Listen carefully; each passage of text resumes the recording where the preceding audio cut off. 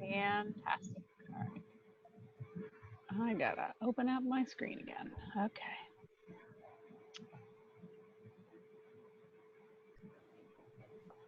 Good morning, everybody.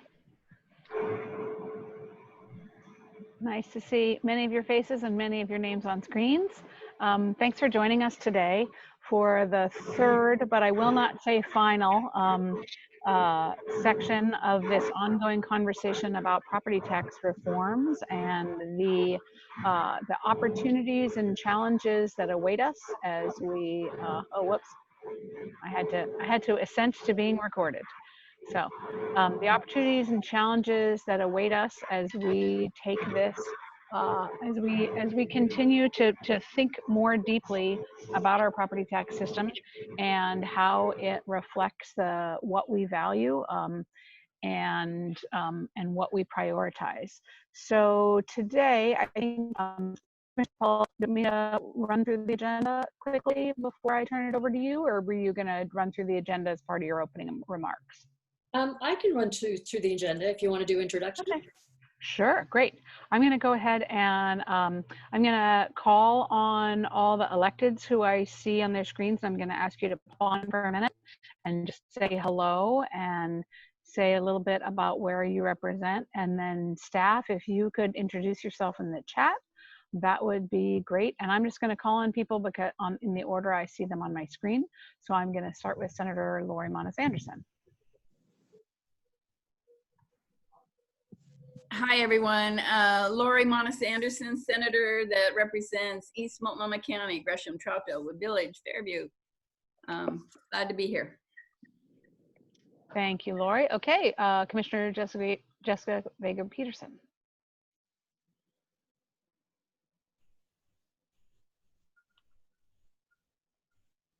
I hope you're still muted, JVP.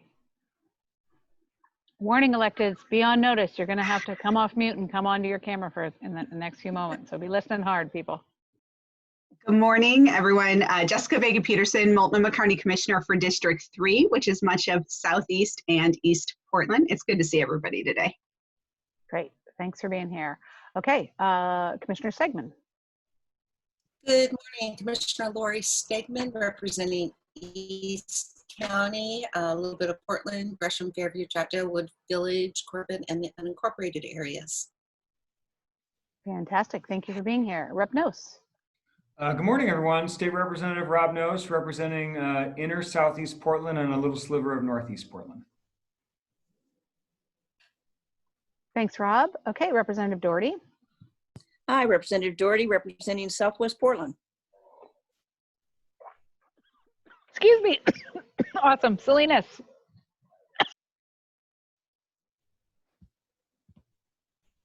I was probably not very clear about that. Representative Salinas. I'm back. My internet connection was unstable. So hello, good morning, everyone. 38 Lake Oswego and Southwest Portland. Great, thank you. Senator Burdick. Hi, I've had technical problems too. Jenny Burdick, Senate District 18, West Portland and Tigard. Great, thank you. Trying to flip through, and again, staff, if you would introduce yourself in the chat, that would be great. Looking to see, I think we have at least one of our Mike Cowles from Lane County. Mike Coles, elected assessor, tax collector, and I apologize in advance. I just got out of the dentist office, so my mouth is a little bit numb. Great. Thank you for joining us. And anybody else that I am missing, please hop on. And thanks for the chat. That really helps. I know there's representation from a number of legislators as well as some county staff. So did I miss anybody among the electeds? If not, I'm going to hand it over to Commissioner Jayapal. Thank you, Majority Leader. Welcome, everybody. Good morning. It's good to see you back. Thank you again for making time for this. I will run quickly through the agenda and then dive in with a little bit of a recap of the 2 sessions that we've had to date. So we're going to do the recap. We are going to talk a little bit about the political challenges that we all acknowledge, but also maybe some opportunities given the timing and some of the other very significant issues that we have going on. We'll run through some potential concepts and talk through those and come up with other ideas, and then wind up with next steps. So, oh, and I guess I should introduce myself. Sushila Jayapal, Multnomah County Commissioner for District 2, representing North and Northeast Portland. So with that, just a little bit of a recap, and bear with me, I've just figured out how to do a split screen. Thank you, Majority Leader Smith Warner, for walking me through that. So I'm going to pull up my notes here. So in terms of a recap, the last 2 sessions, we started with a little bit of history from Paul Warner. And without going into all of the detail, really what he walked us through was that our current system, Measures 5 and 50, were in large part a response to a period of time when property values were falling. And because we had a levy system at the time, property rates were then going up. And on top of that, because of budget pressures, the tax relief mechanisms that had previously been in place had been taken out of the budget. So basically people were feeling pinched by their property taxes. So that was when we moved to the system we have now, Measures 5 and then 47 and then 50. And we spent most of our time in the last couple of sessions talking through the problems that this current structure has created. And what we thought we would do as a way to start the conversation this morning is summarize those, but then stop and give people a chance to weigh in and say, talk about whether there are other issues that we need to address as we move forward in trying to create some strategies and solutions. So Angela, could you start the slides? Thank you. Uh-oh, so that took away my split screen, Barbara. That did not work well, but I'll use my notes now. So the problems really that our presenters identified over the past couple of sessions, we thought fell into 3 general buckets. First, inadequate revenue. Second, inequitable impact. And third, a system that's inconsistent across communities in the state. Next slide. Inadequate revenue, a number of reasons why that happens, and I may not have captured them all here, but the primary ones were because, as we know, the way the system is structured, we're taxed on maximum assessed value, and that has over time separated from real market value, with the result that we are not taxing properties at what they're worth. And just by way of quantifying the impact in Multnomah County, this meant that in 2019, just 1 year, $99 billion worth of property value went untaxed.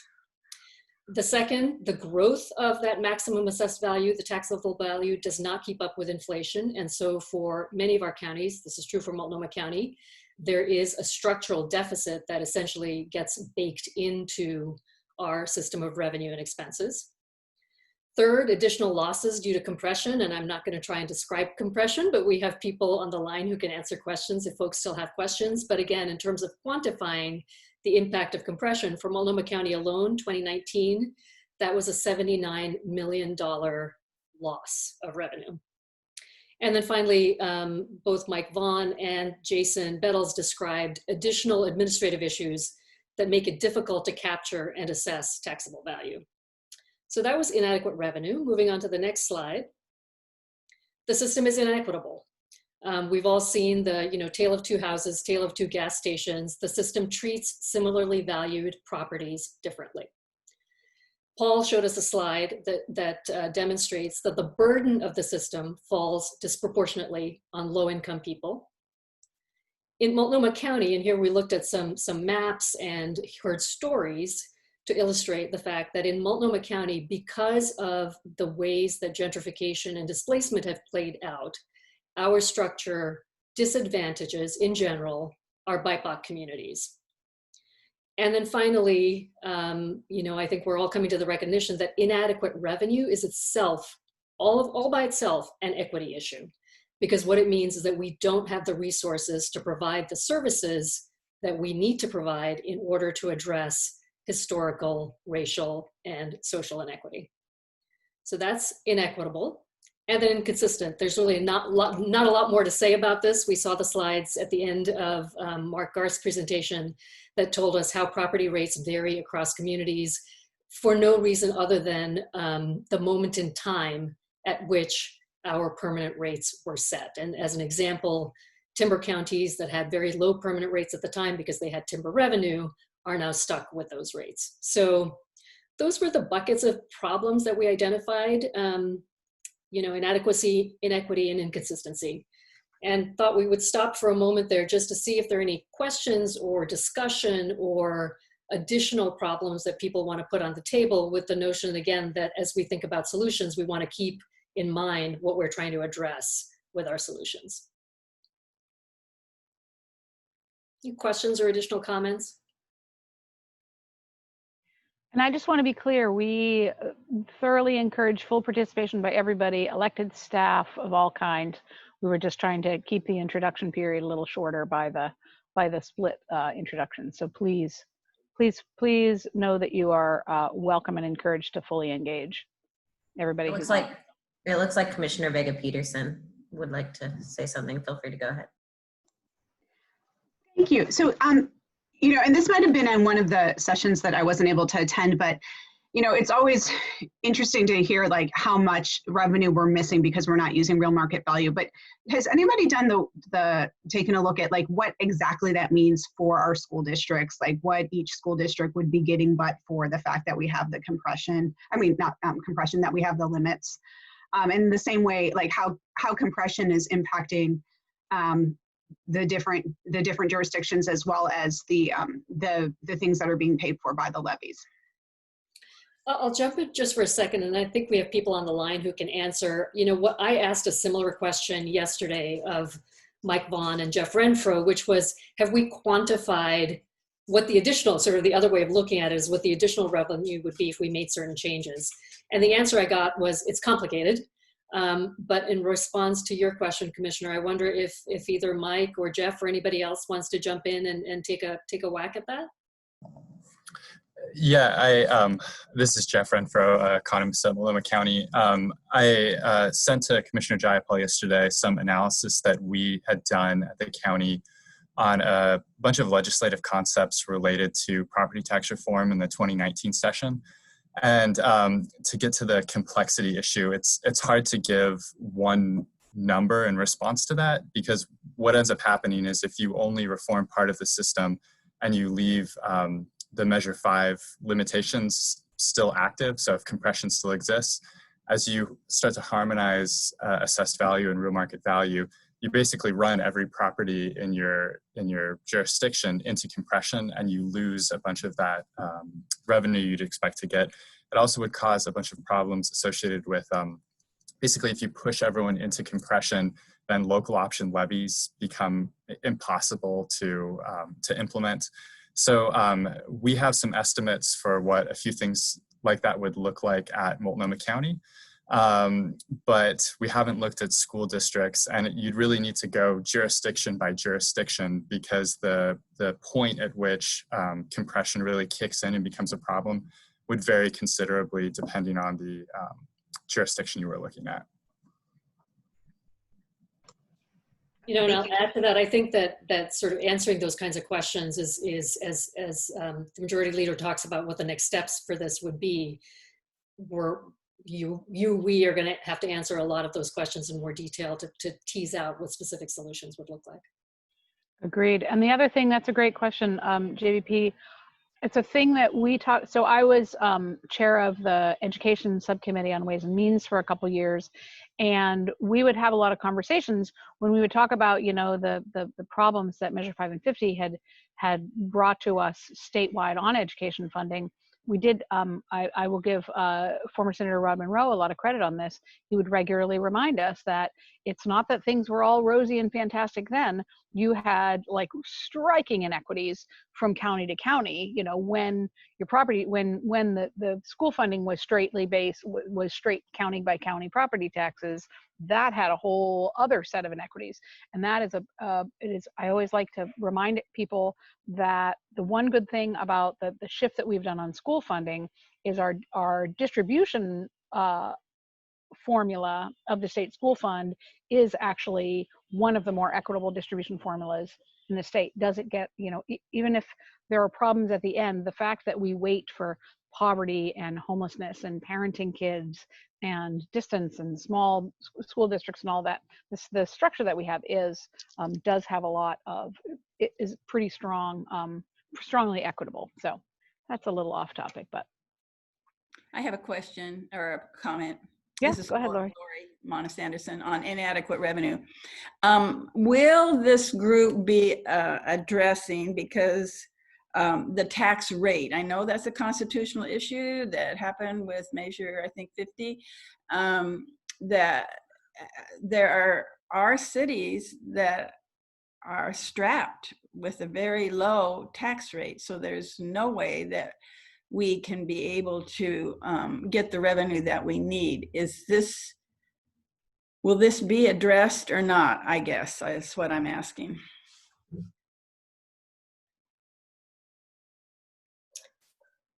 I think at this point we are laying out all of the issues, and Senator, I think that falls into inadequate revenue, and the third point, the inconsistency across the state as well. And so the hope would be that as we talk about solutions, we're trying to address all of these issues. Thank you. Anything else, any other problems that we've missed in these three? They're pretty comprehensive. I'm not sure what could be left in terms of a problem, but is there anything that we've missed that folks feel like we ought to be thinking about as we move into a discussion of solutions and the path forward?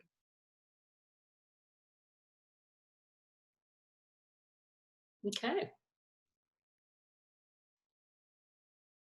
PSW, do you want to move into? I would love to, yeah. Politics? So I'm getting right. So I'm going to talk a little bit about, the whole, what's that strength SWOT analysis, right? Strengths, weaknesses, opportunities, and threats. I'm going to talk about kind of the opportunities and the challenges that we have in this conversation. So, and to be clear, what are we, almost 30 years after Measure 5, a little bit less on 47 and 50, and this is a hard, complicated issue. If it were easy, it probably would have been fixed already. But it is a long-standing issue that has kind of developed over time. So as somebody who's served on the Revenue Committee and has been involved in discussions about property tax reform for years, I know that this can straight up appear insurmountable. Couple obvious things. First of all, you have the limits, right, that were put in place by 5, 47, and 50. They're in the Constitution. And any transformative change, any significant change for us to be able to do will require amending the Constitution, which takes, of course, voter approval. And that is hard. As anybody who's been involved in campaigns knows, it's always easier to get a no vote than it is to get a yes vote regardless on ballot measures. And when you add to that the constitutional impact, it makes it even more complicated. So it's hard for even simple popular ideas, right, to get through the ballot measure process. You add in the complexity of the property tax system and the potentially real fear that people have that their taxes are going to go up, and you have a recipe for a big electoral loss. If all you know about a constitutional amendment is that it's confusing, it's complicated, and could cost you more money, your default is going to be a no vote, even among good liberal Portlanders who really care about their kids' schools and righting historical inequities. But at the same time, property taxes might be viewed by voters a little differently than income taxes or sales tax, because people can't really, people might not be able to verbalize this, but our houses are just tied into so much. If you are a homeowner, it's tied into so many deep things. Our families, our communities, our future. It's our biggest investment, and often for many people, it's their source of identity. And so again, that could make voters even more reluctant to take a chance on an idea that could impact the worth or cost of that symbol. And bluntly, I will say the folks that I tend to hear the most from on in property tax reform are West Side constituents people from the West Hills who want to pay less in property taxes. So truly, if we care about equity and we care about funding our schools and basic services, we are probably, not necessarily looking to pass a measure that would cut property taxes for the wealthy.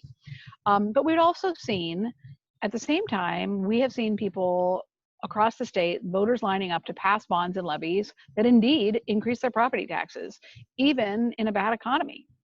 I mean, I think that just this May election showed that with the homeless services, even the gas tax. People will vote for taxes even when things are hard, even on their property taxes.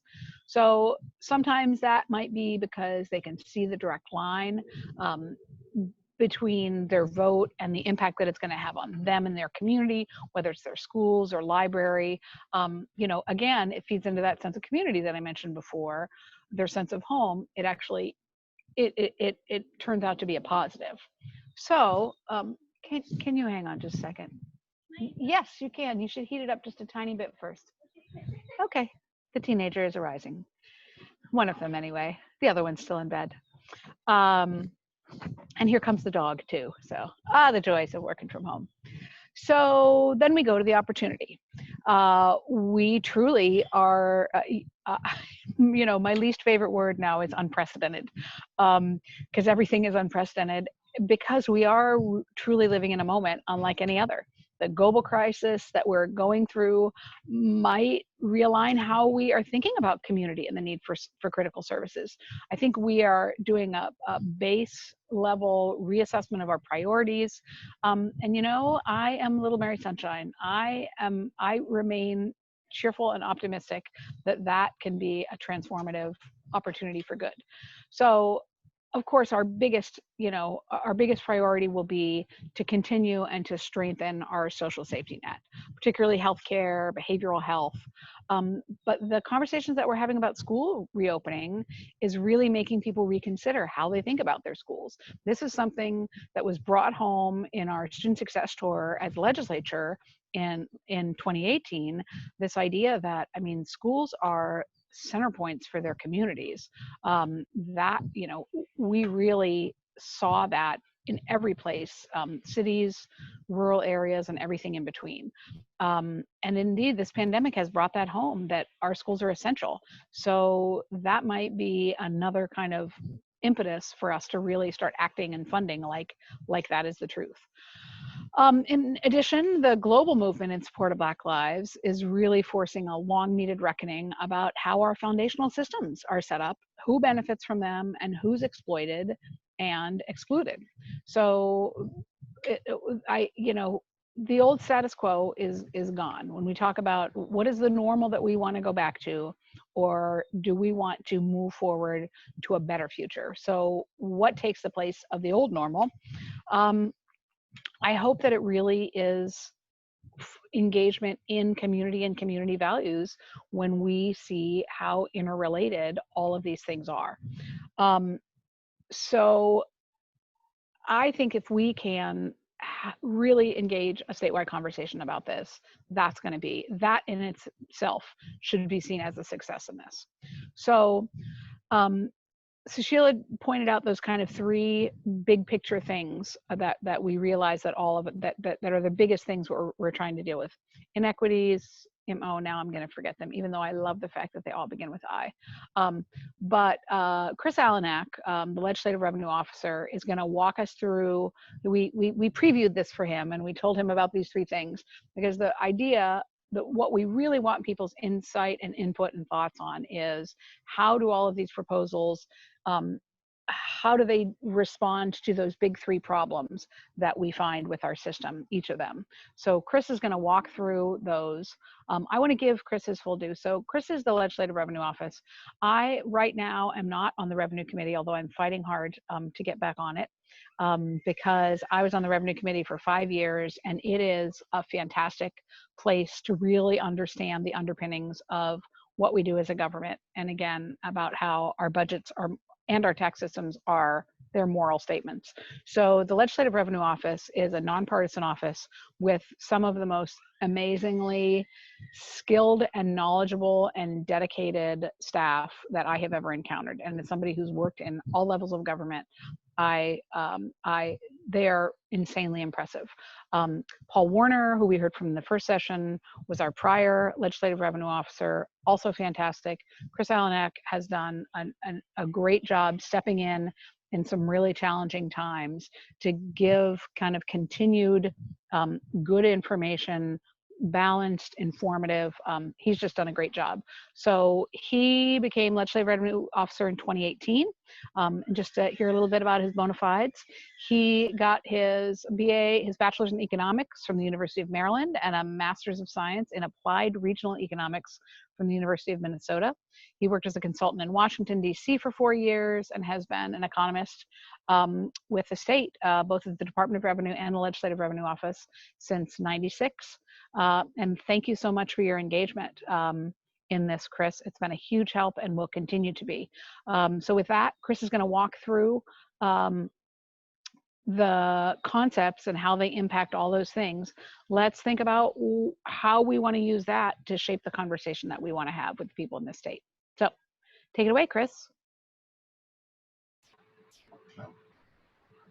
Thank you, Representative Smith Warner, for the introduction. Can everybody hear me okay? Not okay. So what I was asked to do was to facilitate a conversation. I think you've heard, the group has heard a lot of good information from a lot of people who are very knowledgeable around the property tax system. And pivoting a little bit from a discussion about how economists view or evaluate or discuss tax systems using terms like adequacy, efficiency, equity, stability, and administrative issues. I think the goal here is to walk through some of the potential concepts that have been discussed one way or the other around how to address those three problem areas: the adequacy, inconsistency, and inequity. So my thoughts on this, we had some bullets and they're kind of arranged in the slide that you see there into 7 groups. They aren't all mutually exclusive, and there's some overlap, and I tried to combine some ideas that have some similarities. And so my thoughts were, if Rep. Smith Warner and Commissioner Jayapal, like, I can introduce each one of these one by one and then open it up to the group for discussion. So I was going to comment on each of those points, and just using the math, it gives us about 5 or 6 minutes for the group to chime in with any thoughts that they have on these concepts. So that was, I think, for setup, the way I was thinking about it. So the first item really gets at heart at some of the issues, and that's changing AV and bringing it closer to the real market value. And this can be done in a number of ways. And you can just immediately take it to 100%, or you can have a targeted range. You can certainly look at the current system, and based on where it is, say AV needs to be around 75%, and there can be a target set that it's always at 75% and it changes over time, or maybe it's between 70 and 80%. Nothing magical about those percentages, just to try and convey the idea. And presumably, if the group or the eventual policy were to go that route, it would be done over time. Because if it were changed overnight, that would be a dramatic change to the system. Other possibilities within this theme that have come up in one way or the other is to perhaps have it just apply to new construction. And we'll come back to that theme, and that's a general theme, whether these changes apply to all properties or a group of properties. And that's item C there, is all property of business property. And tying this to those 3 points, I think this would certainly address the adequacy just by increasing the value that gets taxed. Not to Senator Monis's Anderson question about the rates, it doesn't affect the rates, but it does increase that value and brings us back to a real market value. So basically increasing one part of that tax calculation. Rate stays the same, but the base increases, so the tax will increase.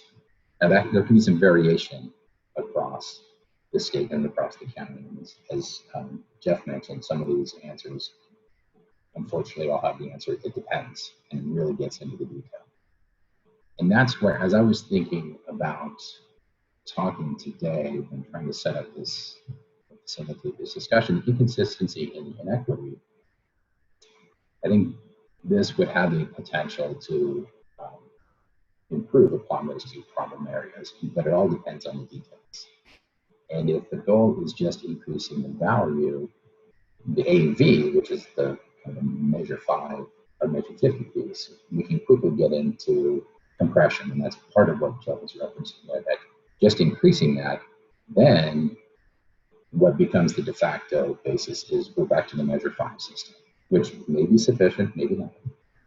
There have always been challenges to the system. That's why it's a hard topic, and to Rep. Smith-Warren's point, why it hasn't been solved, because it is complicated. And I guess another point I want to make is, as the group discusses these, there are a lot of goals that often start kind of bump up against each other. There's a push and pull to some of these. So improving one area might make another area a little worse, and that's where some of the value statements and the issues and concepts of fairness come into play as to, okay, is this improvement worth that trade-off?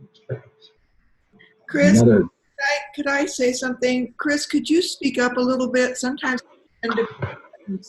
okay. Yes. Read out. Okay, I will. It looks like you have an outside mic, do you? Like maybe even putting it a little closer to your mouth too. Yeah, okay. Well, this was supposed to improve that. I'll speak up a little bit too.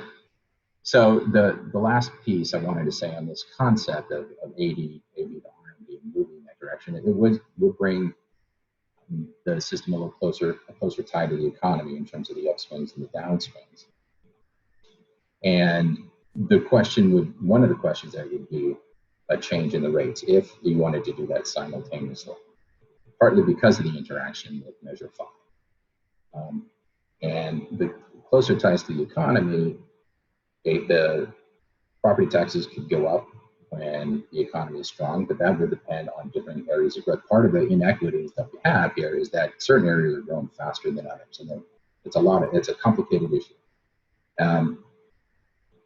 And so, well, I'm going to stop there and just throw that out to see if anybody wanted to comment on any of those ideas, if there are questions or commenting. Again, the goal is really, as I understand it, is to get feedback from everybody that's on this call to get new ideas or weigh in on different perceptions of fairness. Chris, it's been suggested that maybe you set your mic on your computer, on your camera, instead of your headset. It's just kind of blurry, and I don't want to miss a single word.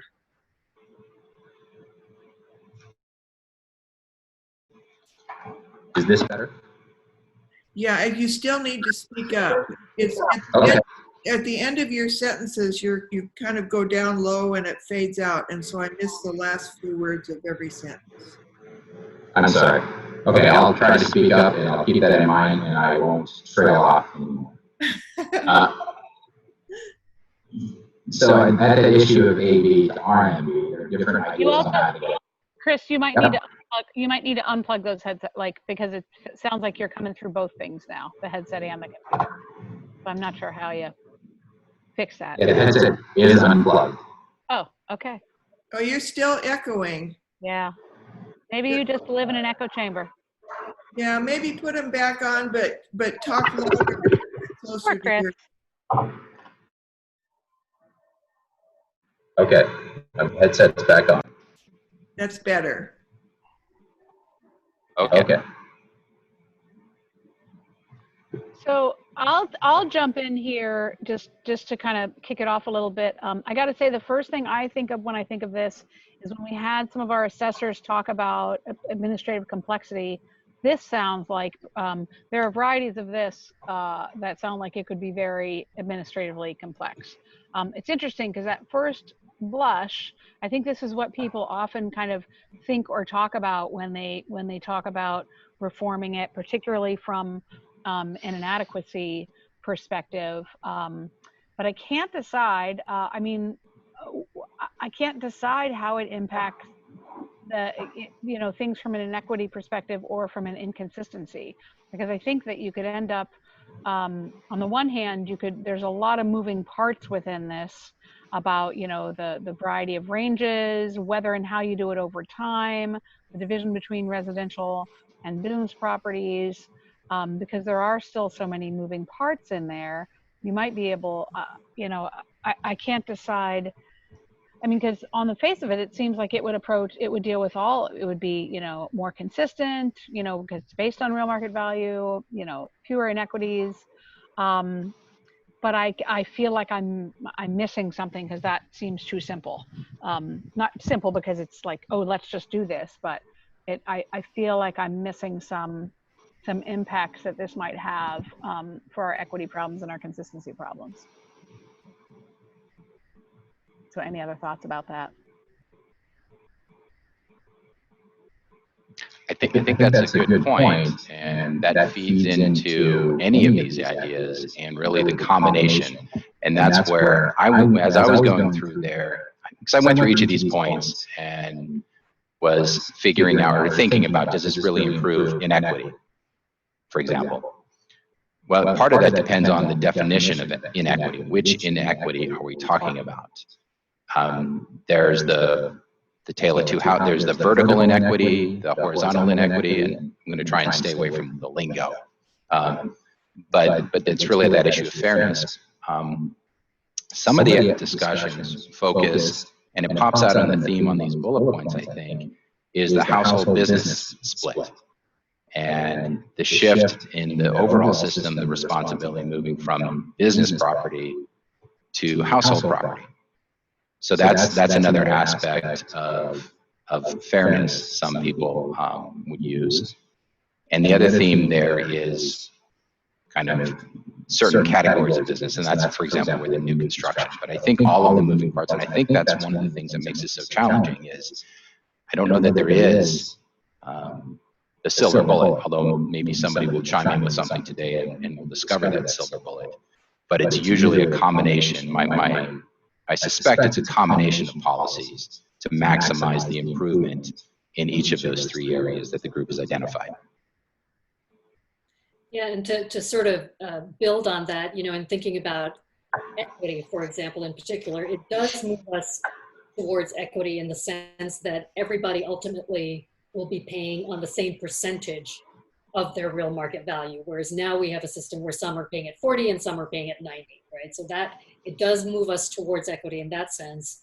I think that with all of these, at some point, there'll need to be a discussion about circuit breakers or relief mechanisms to address some of the inequities that one of our presenters talked about, which is that in increasing everybody's property taxes, we might be, sorry, plane noise now.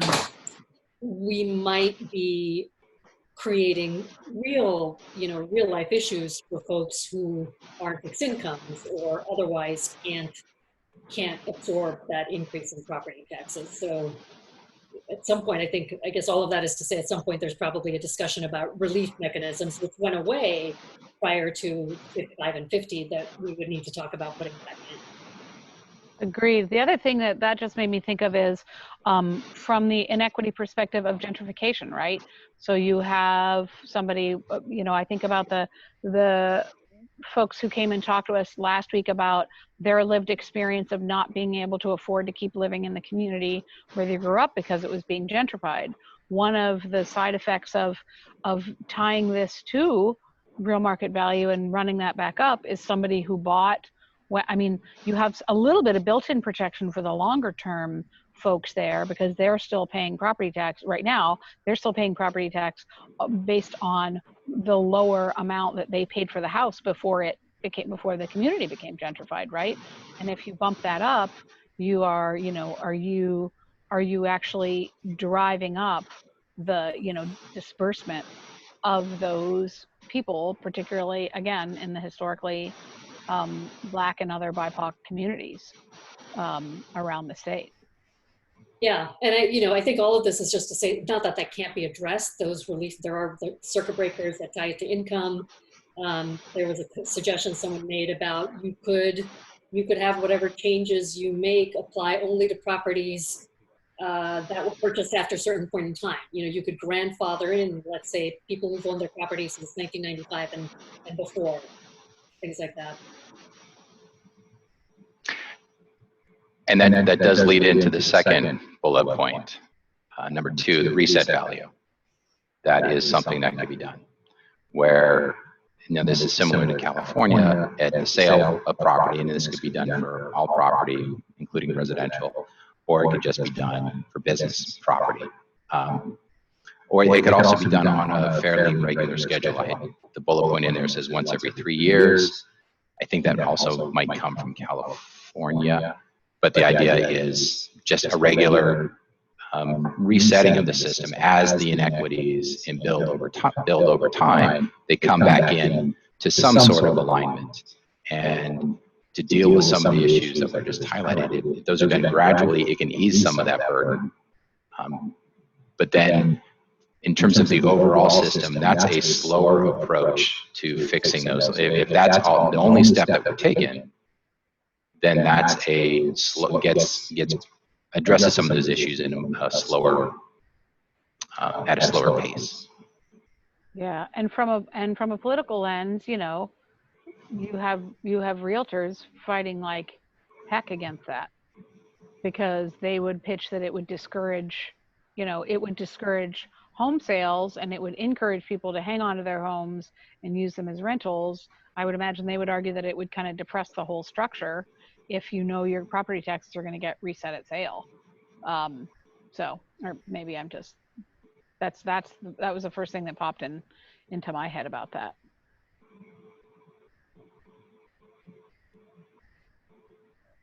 So Ginny, you've been a long time finance person on this.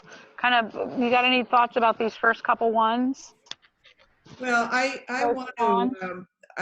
definitely agree with Senator Manis Anderson's contention that if we have something that is going to immediately increase people's property taxes, it will not make it through the ballot. So when we talk about any kind of reset that that applies especially to residential property, it has to be on resale. And it can't, the every 3 years thing, I think, would fall, because people would, and your point was very appropriate, people have so many levels of attachment to their homes, and that will come into play in their vote. So I really do look at this from obviously from an equity standpoint, but also from just a political reality. How are we going to get anything passed? Right.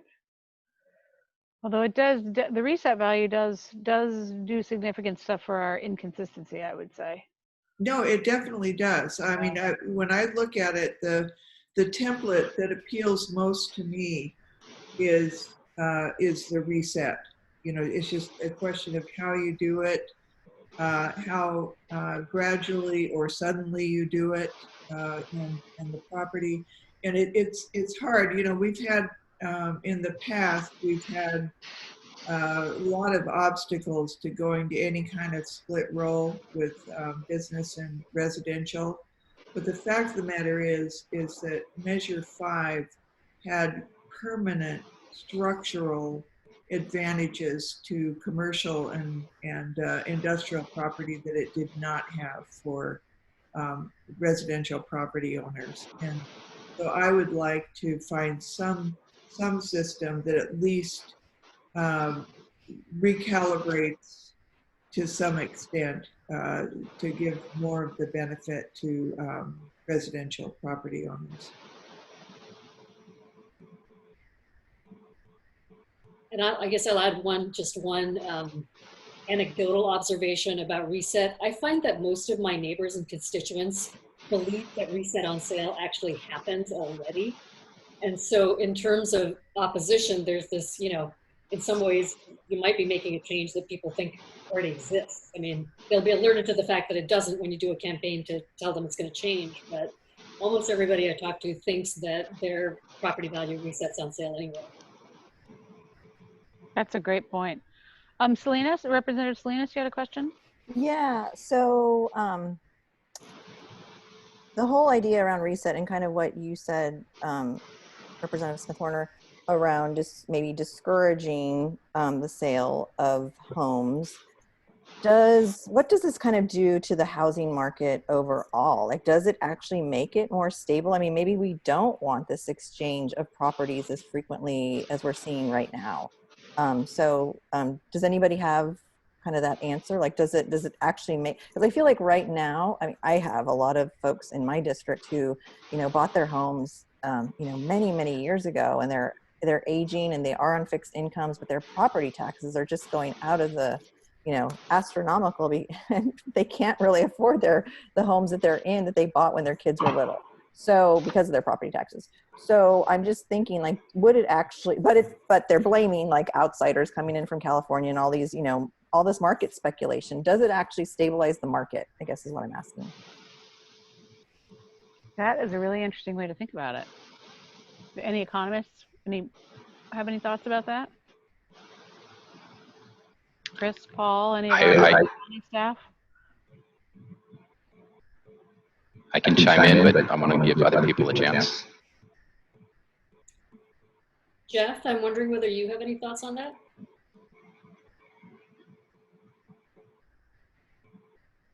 Sorry, it took me a sec to get unmuted.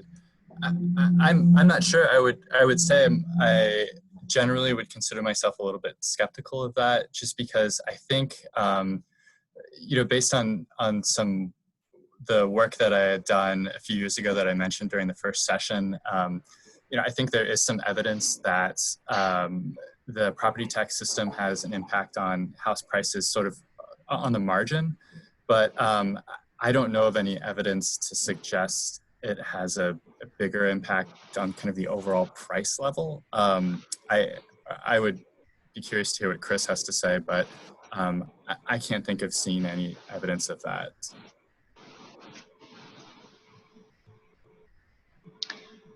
I think I'm largely in the same place Jeff is. I'm not sure about the broad impacts. I think the way I think about it is when the average or typical homeowner goes to buy their home, they look at what their monthly payment will be. And property taxes factor into that. So if property taxes are low, they're willing to pay a little bit more for the house. And I believe this, I think NERC did a study of that, really kind of formalized that concept. But when I talk to people, at least non-economists, that's how it kind of drives home, is that, well, I want to buy this house in this neighborhood in Portland, and this is what I can afford because this is my income. And to the extent that lower property taxes is offset by a higher price for the house, there's a give and take there. But I'm not sure about the other side of the market in terms of the desire to sell. If somebody's going to sell, either they're moving to another place, they want to move, they want to upsize or downsize their home. It's the other side of the market that's less clear to me. And if I'm living somewhere and I'm going to move because I got a different job, then it might affect the negotiating price. But I'm not sure about the widespread macroeconomic effects. I have another question that may or may not be related to Rep. Salinas' point. Well, I guess two questions. One is, how do Oregon's property taxes in general compare to other states? So there is this perception that, that we've got right now that everyone's property taxes are going through the roof. We know that's actually not the case. That is a perception. So I'm curious about, in general, how our rates compare. And then maybe this is more of an observation, because of the fact that our assessed values are divorced from our real market values. It also occurs to me that if we were in a situation, which we will probably get to at some point, where real estate values are declining, then people are actually going to see potentially their property taxes going up, because there's still room between assessed value and real market value at the same time that their property values are going down. which I think is just an observation, is another way of whenever we start the campaign of, all pointing out all of the just weirdnesses with the system that might help to get people to understand that it's not a great system. But I don't know if anyone knows the answer to that first question.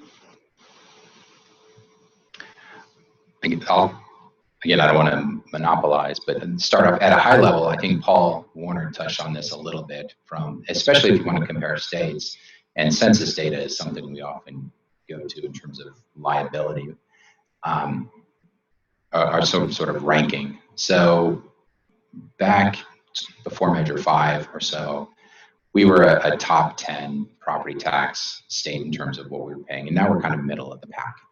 So they have gone down that way. And that covers up a lot of the complexity, but I'll probably just leave it at that. In terms of overall burden, I would say we're in the middle of the pack right now. There is something that you said that just reminded me of the timing of how it got here, and Paul laid that out. When Measure 5 was implemented, it was phased in over 5 or 6 years. So at a system-wide level, we had overall property taxes actually declining from a system-wide perspective. And then after the phase-in was done, property tax bills went out in October of '96, and the system saw a 12% increase. And then in November, Measure 47 was on the ballot. So in terms of how people view the system, there was something in what you said, Commissioner, that just reminded me of that point. And that I think that really drives home some of those perceptions, is after a number of years of not increasing, and then they get an increase, and then there's a vote. So perceptions can be difficult to clear up. That is really interesting. I hadn't realized that connection in time. I'm sure that drove the vote for 47. Yeah, that is interesting. All right. Hey, Chris, I would like, oh, go ahead. I was going to say, if people don't have another question, I would like to kind of move on. Maybe to talk a little bit about the local options. And I feel like the levy system is the one that I know the least about, and would be interested to kind of focus a little conversation about that. And it's how it's structurally, how it is or is not equitable and consistent as well. Sure. So real quickly, the local option, the idea here, as I understand it, is taking local options out of compression, basically treating them like bonds. Bonds are debt, so they're not subject to compression. But one idea here is to take local options out of the compression calculation. So that would certainly have a positive impact on the adequacy, and there's some local control. Citizens would get to vote on that, and there would be a clearer understanding of the revenue that could be gained from that. One of the challenges right now, getting back to some of the administrative issues, is people knowing, or the district knowing exactly how much they're going to get out of a local option because of compression. And so that makes that estimate a little more complicated. If it were moved out of compression, then if a district put an option for $1 million, they know they would be getting $1 million. The impact on the other two factors would really depend, because you would have some properties that would now be paying that wouldn't have paid for it because they were already in compression. Now, at the same time, that in itself is an equity issue, where some voters can be in a position to vote for a local option knowing or suspecting that they won't have to pay any tax increase because they are in compression. So that's another nuance to the perception of equity. Now, this wouldn't be This is Lori. I just wanted to make sure that I understand this. So, for instance, when Multnomah County passed the library, was it called the levy? The library, whatever. We in Gresham are paying more than those in Portland because of the compression issue. So if you're saying if we get rid of that, then we wouldn't be paying more into the library system than Portland is. Am I interpreting this correctly? I think that's conceptually correct. Maybe one of the local folks is more familiar with that particular levy. But the idea there, when a local option goes out, depending on how it was structured, if a property is already, if I own a home in that library district and I'm already in compression, then I wouldn't necessarily be paying any additional taxes because of that Measure 5 limit. Whereas my neighbor, if they're not in compression, they would be paying some. I am curious about the first part of that, and to make sure that I understand how compression kind of factors into the equity issues. So if your assessed value is closer to your real market value, you are more likely to be in compression. Is that right? Yes. Okay. Yes. It would mean that really, if we look at a map, I think what we saw was that in general, West Hills and East County are where properties are in that situation. And so in those areas, because of a compression, they would be less likely to be paying the full value of a local option levy. Is that correct? All else equal, that's how I think of it. I'm not necessarily familiar with the neighborhoods in Multnomah County, but because the compression is, when we talk about compression, it's the Measure 5 limit. So that it's kind of a maximum that you can pay. And I don't know, just to reiterate this point, if it's already made, for the local option levies, that's the portion that gets levied or that gets compressed first.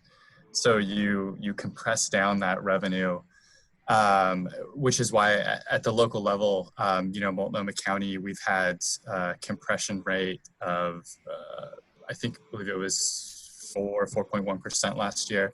But then on our Oregon Historic Society levy that we administer, compression last year was around 19%. And that's just because some properties, I'm trying to not go through the whole explanation, but it's hard when talking about compression. You compress down the local option levy, and then once you get through all of the local option levy revenue, then the compression is distributed across the jurisdictions with the permanent rates. That was good. Well, that was a good compromise between complicated and, yeah. But I still want to make the point, this is Lori, that because Portland was in compression, correct, when we passed the Multnomah County Library levy, so they couldn't pay any more, so it was then transferred to the East County folks like us to make up that difference, since we haven't hit compression because we would never hit compression because our tax rate is so low. Does that make sense? I think of compression from a property perspective, from a property owner perspective, as opposed to a district perspective, because it really depends on me or the person, the taxpayer, where they are. So there can be properties in any given district, properties that are and are not in compression. And I think some of the starting point may depend on where, like the city of Gresham and the city of Portland, and the mix of taxing districts that those two cities share. I don't think that sentence was clear at all, though. I'm sorry. Okay. Well, can I try one from a halfway layperson's perspective, which is, so my understanding, Lori, is that what happens if a levy is laid and there are a chunk of folks who are already in compression and therefore don't or can't pay it, it's not that those other people pay more than they would have otherwise, it's that the levy brings in less revenue. Is that correct? And so proportionally, yeah, those Gresham folks are paying more because they're paying, and a lot of Portland people are in compression, so they're not paying. But my understanding is their rate doesn't go up. It's just that they end up paying and the people in compression don't. And as a consequence, less comes in for the levy. Is that right, Jeff? Or am I completely wrong on that? Yeah, that is right. The one bit of complication I would add to that is if you're, when you're planning for the levy, you're going to make an estimate of the compression that you're going to see. So you might raise the rate knowing that you're going to lose 20% of the revenue to compression. So what's difficult is, as Chris said, because the compression is calculated on a property by property basis, we have to talk about sort of tendencies for a certain outcome to occur rather than being deterministic. So I think it is right that if you think about the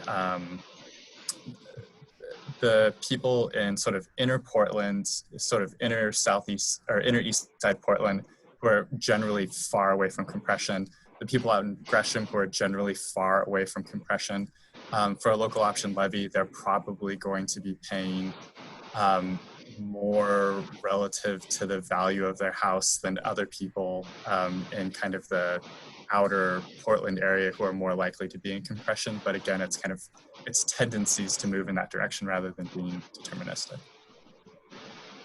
So this is why we really have to remove the local options from compression, I would think.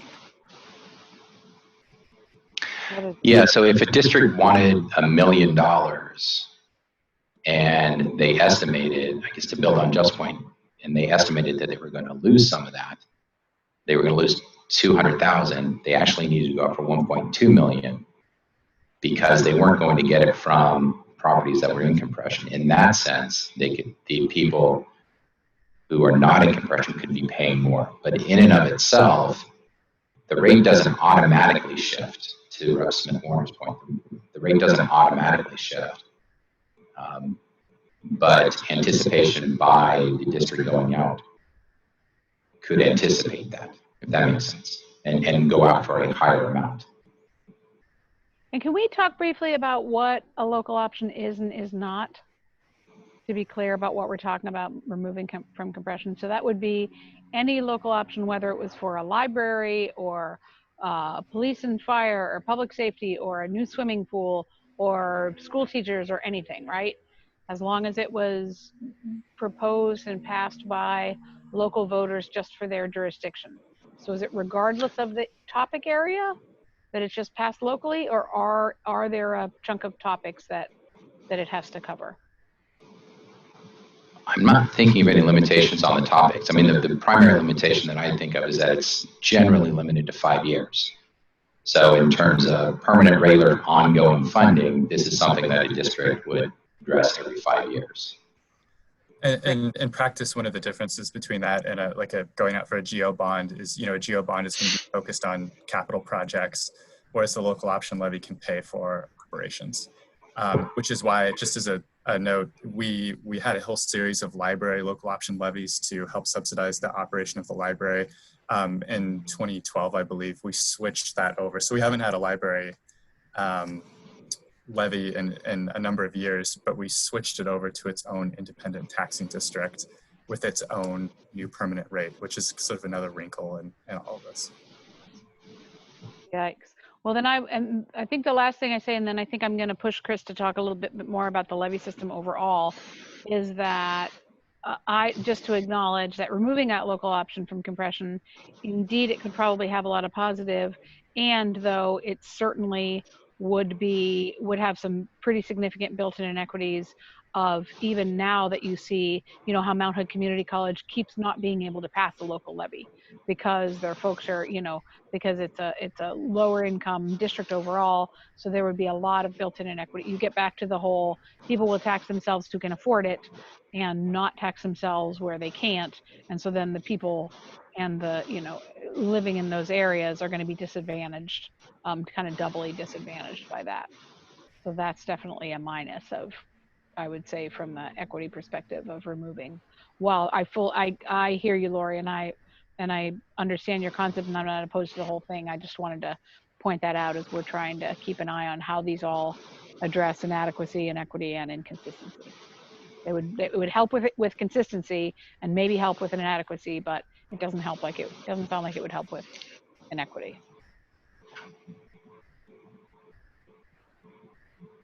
So now that all this talk about levies, so how exactly would an overall levy system work? And can you give us an example of nearby or states we might know that use that now?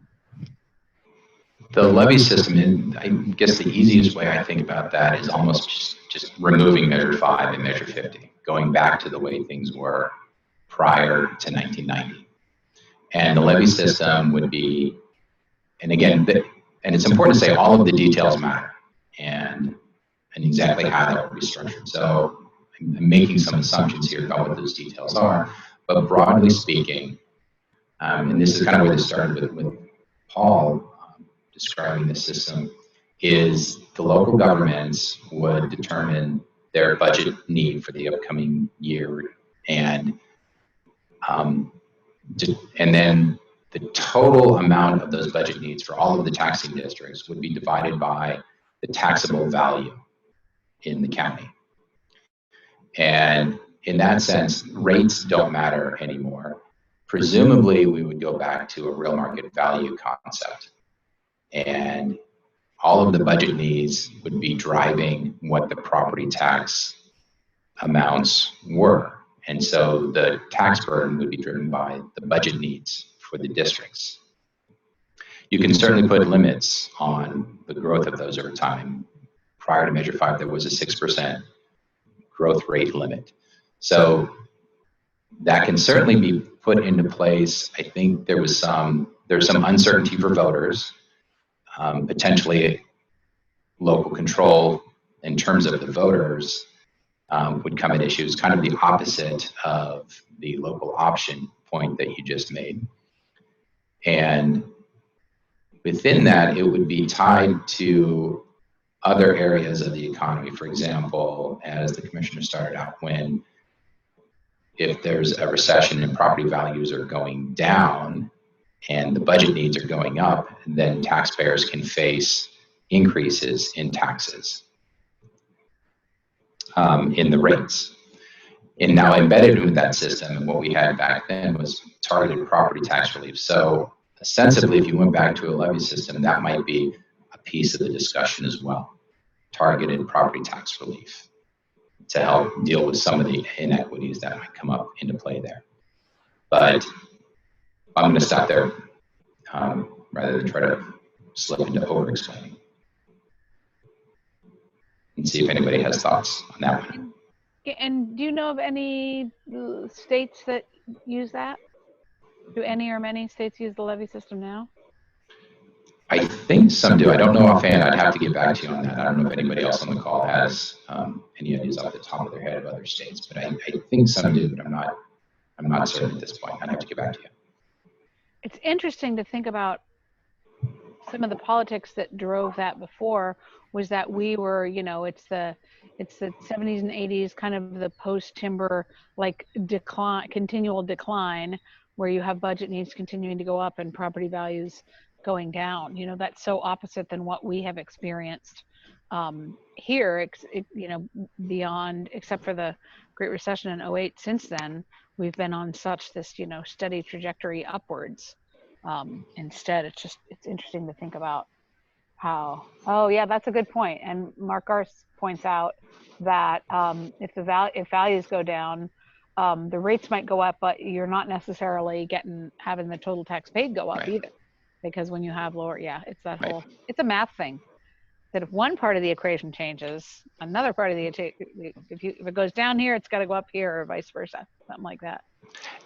And it depends in the district where there could be growth in one area and declining in another area. So if one area, business, one sector, one type of property or one area has more growth in value, then under a levy system, that area would be paying more. Everything else kind of equalizes, to Mark's point.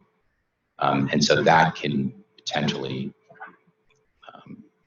affect the equity issue. But if we had a system that was totally based on a levy system, my fear is that East Multnomah County is very notorious for not voting for bonds, although recently we have been for our K through 12, but certainly not for our community college. What's the research on Portland, they have the luxury of having very progressive based vote and pass levies, but I'm worried about those of us who are more conservative. Yeah, that's that is a significant concern for removing local option levies from the compression.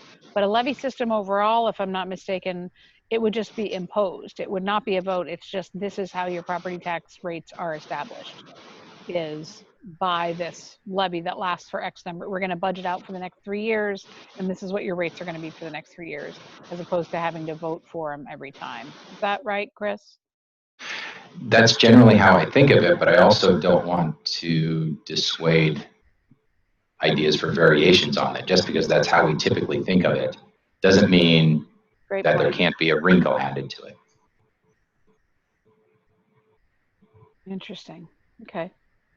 Any other thoughts about a levy, kind of the big wholesale switch back to levy, and how that would impact on inadequacy? It's hard to say, but inequity and inconsistency, I think there'd be some gives and puts in both of those, depending on how it was implemented and whose equity you are concerned about. I assume the way that it would affect adequacy is that because it's based on the budget, that there would be some mechanism that if, if more budget is needed, then you adjust the rates accordingly.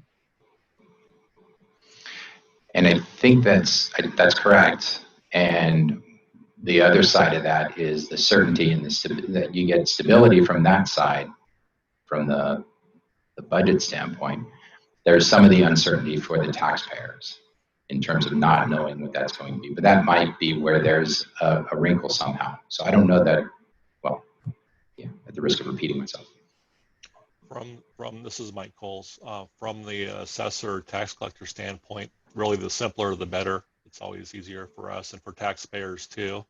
So the more that we add on to existing programs that we have right now, the more complex the system gets, and the more chances for errors and issues and problems. So I would strongly recommend, if there is a wholesale change, that we look at having it a simple system like a levy-based system, or something that people can understand and it's easy to administer. It's very important for us. Yeah, that's a great point. And I want to call out somebody had said earlier, any change needs to come with increased funding for administration. So shout out to all the hardworking assessors and collectors out there, because indeed the system we have is pretty insanely complex, as evidenced by the number of people on this call who have had compression, like JVP said, explained to them a zillion times and always need to have it explained one more time. So, okay, so we're at 11:15, so I want to just kind of have Chris's knowledge on these last three. This whole taking it out of the Constitution, Chris, I'm intrigued by this. Could you talk, there's this idea that we could have more flexibility in whether it's the rate setting, the limits, all of that, just by tweaking a little bit some of the language that's in Measure 5 and 50 in their language now. Could you explain that? I had never heard that Sure.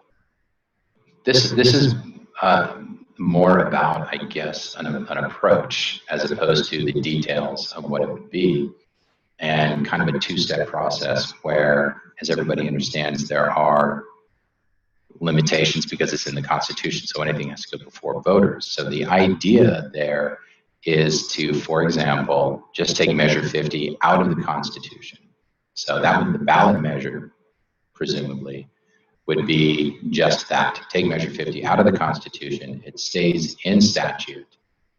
And so that vote in and of itself has no effect on property taxes, because there is no change to any of the definitions. There's no change to the calculation. Everything is the same. It just sets the stage for the ability to make those changes. And you can see where the arguments would go either way on that. But this one isn't about particular changes. It's about that structural, should it be in the Constitution? And let's just move it here. And I think some of the thinking there is, when voters have had a chance to vote on these, are they voting because it's in the, how important is it being in the Constitution to voters? It's kind of getting at that issue rather than, well, should AB be closer to RMV? What about permanent rates? What about the other issues that we've been talking about? And that's kind of the key thing. The equity exemption is for Measure 50, it was anticipated that some of these inequities would arise. So there was kind of this concept of in the legislature, there's always this word notwithstanding that gets used.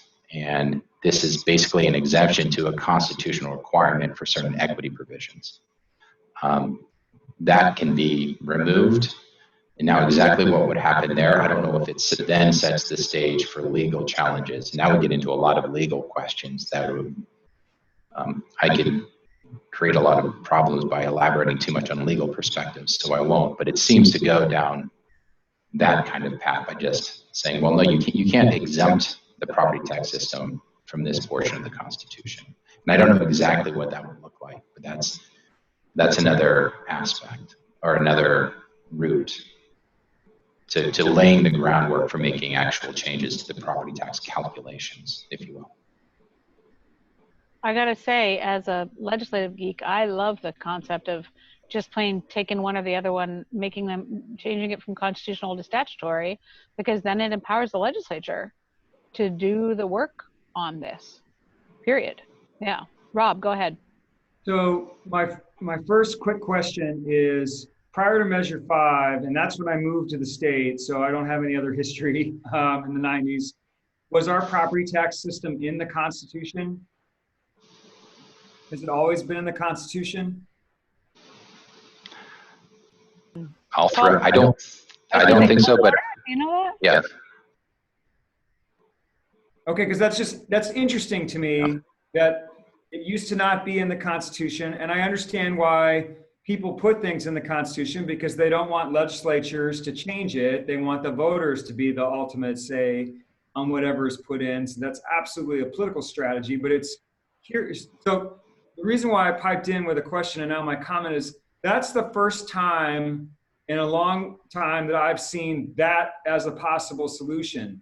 All these others I've heard of, I've heard different advocates say we've pulled them over the years, and the opposition to it becomes very obvious, and they've got a great campaign, and then it all dies. And of course, if we're just solving one thing, that's one political campaign with a set of challenges. If we think we can come up with something that fixes all of this, that is a different kind of political campaign that creates all sorts of avenues of complexity and ways to change as well, right? And so that's intriguing to me, that would just say it is up to the legislature to fix this inequitable, unfair system. Do your job, go do it, as opposed to all of us voters constantly voting on it. I just wonder if that would be a winning strategy, actually. I'm really intrigued, because even just putting one of these ideas on the ballot is fraught with danger, I think, and tough to win. Agreed. Yeah, I know. It kind of blew my mind a little bit when I first heard it too. Because to me, it's also clearly it's going to be parallel tracks, right? You would, if that were the route that you went, you would still continue these conversations like we're having here, and figuring out, okay, and out of all these other things, what and how do we want to change it? Do we want to come up with a 3-tier, like we do this and try this for a couple years and then move to this? Or, there's a lot of different ways we could do it, but the ability to kind of move it back into a legislative / policy, situation is really quite intriguing. I thought of one other thing I want to interject about politics, which is I believe there is a ballot measure in California to make some changes to Prop 13, which is the thing that got all of this started in the United States. And it would probably be very informative to us to watch if that succeeds or if it loses, and have a little bit of a postmortem of our own from afar as to why it won or failed.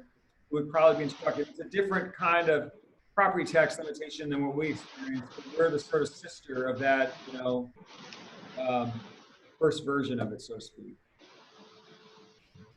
Yep, agreed. Just remember, everyone, this is Lori. We had Bill Sizemore and McIntyre. McIntyre was in my district, and they fought long and hard for Measure 5 and 50, and they were very successful in their strategy because they wanted to take this out of the hands of the legislature. I don't know if there are people right now who have the zealousness that they did, but hopefully not. But let's remember who That's actually exactly right, Lori. You hit the nail on the head. I mean, some of this is that it's trends, right? I mean, remember how term limits used to be a huge thing, and it passed like state after state, and it kind of swept across the country because that was the thing. And then over time, it lessened. People saw some of the impacts. We got it thrown out here. There's been one small, effort to put it back on that got very little attention and was quite easily defeated at the ballot. So we may have the option of, now that we've lived with this system for 25 to 30 years and people are, have experienced it and realize, oh, it wasn't the wonderful cure-all that they pitched us on. And you're just in a different world. And as I said before, the idea of talking about this as a values statement and as we are relooking at who we are supporting and how with our systems, it just might be an opportunity to make some pretty significant change. And is Bill Sasmer still in jail, or did he just move up to the Couve? So this is Andrea. I think this is the conversation we want to be having. I think both from a strategic perspective and from an actual policy conversation. This is the one we want to be having first. And I think it sets us up for success in no matter what the steps we take afterwards. Agreed. Although I would keep pushing for the need for parallel tracks. I think even if we decided to go this way, I think Absolutely. all it does is buy us, some more time to continue this work. And I would, that's the other thing about this work is it needs all the it needs all the urgency it can get, right? Because otherwise, as we see, we wander along, complaining about the system, but not doing much about it for a long time. Okay, I want to ask Chris to just kind of talk through both of the last two things have both been brought up in some of your other stuff, but I just wondered if you had any other specific thoughts about the split roll concept, particularly the land. Rob and I came up with this. Rob reminded me last night that there's a group here in Multnomah County that is very big advocates for kind of just shifting the basis for our property tax system overall to that. So maybe, I think it's obvious, and we've talked quite a bit about, people understand the difference between having different rates and requirements for business versus residential, but could you talk a little bit about land versus improvements? Yes, the land value, and usually this isn't described as a split roll. I was just trying to combine concepts here. The split roll is more what you're talking about, the business residential.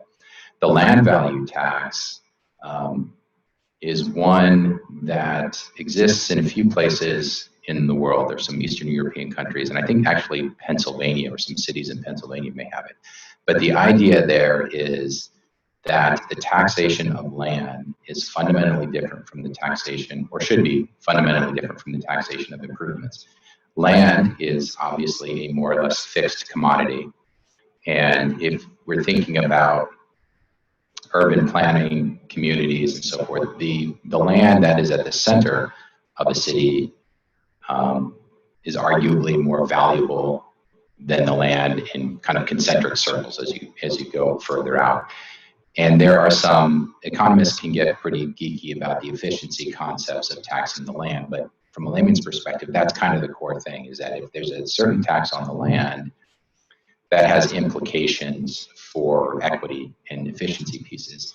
And then it can also simultaneously affect the improvements. And if you are going to be taxed relatively less on improvements, that can free up some opportunities for developing land in a variety of other ways. It's a very complicated, and it's a big, almost a cultural shift.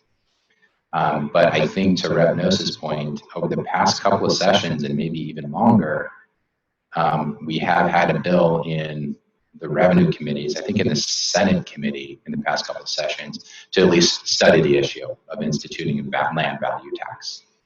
It's not one that most people have heard of, at least here in the US, but that's the fundamental idea, is land, the taxation of land should be separate from the improvements on those lands.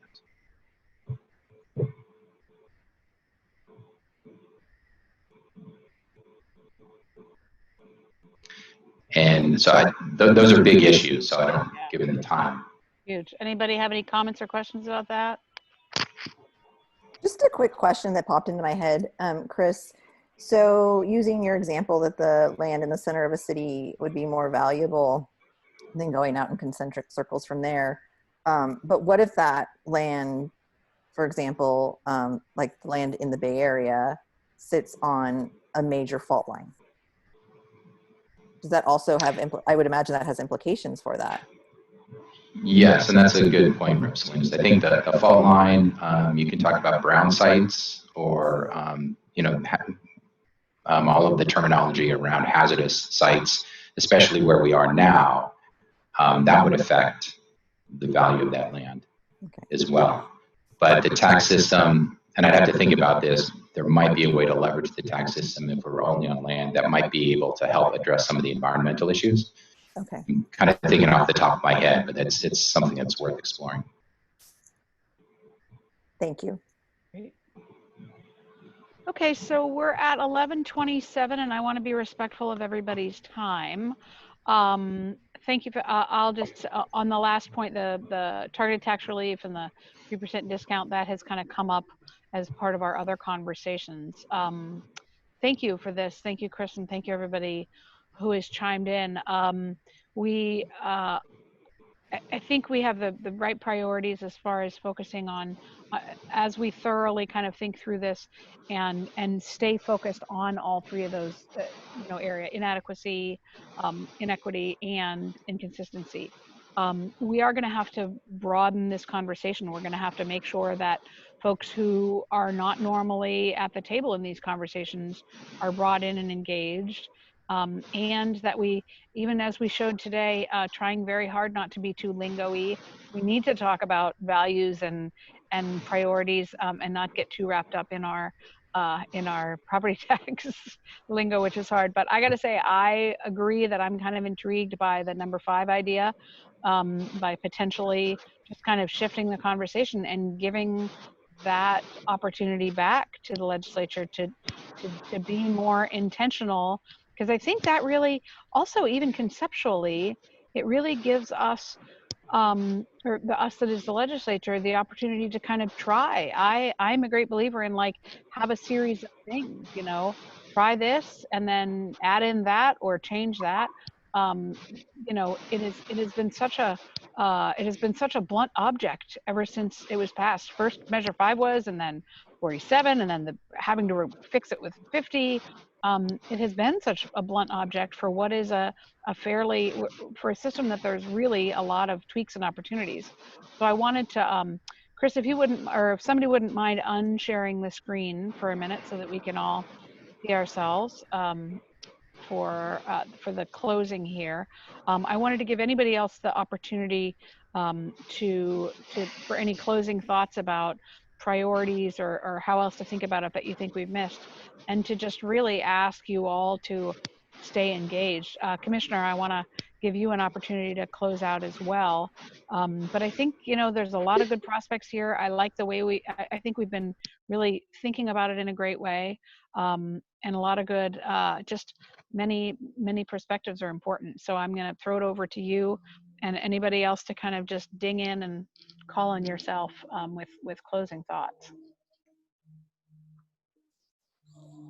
Well, I'll just jump in and say, I think thank you, first of all, to a lot of folks, especially the presenters who they've got, this isn't their job, made a lot of time to come and talk us through the issues. Thank you to all of you for joining and engaging.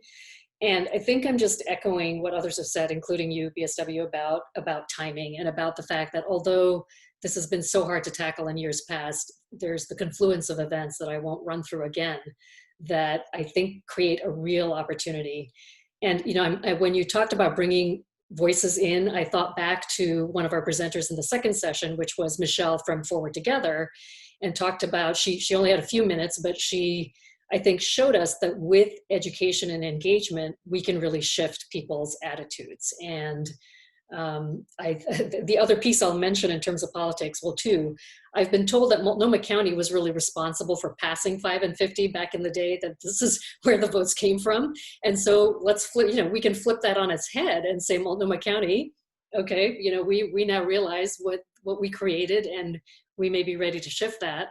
And even more specifically, I'll acknowledge that my district, North and Northeast Portland, my district is currently benefiting from this structure, but I believe my district is also composed of voters who over and over and over again vote to tax themselves. And so, creating that message that says, here's why, and taking it back to the values of why. If you all, find a path, I will go door to door in my district and sell that story. So just lots of thanks. And I want to also really call out Angela Donnelly, my policy director. When she signed on with me, she did not know that property taxes was going to be in the portfolio. And I don't know that she would have signed on if she thought it was. So I want to thank Angela for helping put this all together. And thank you all.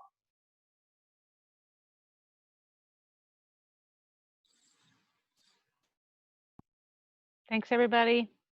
We'll be in touch.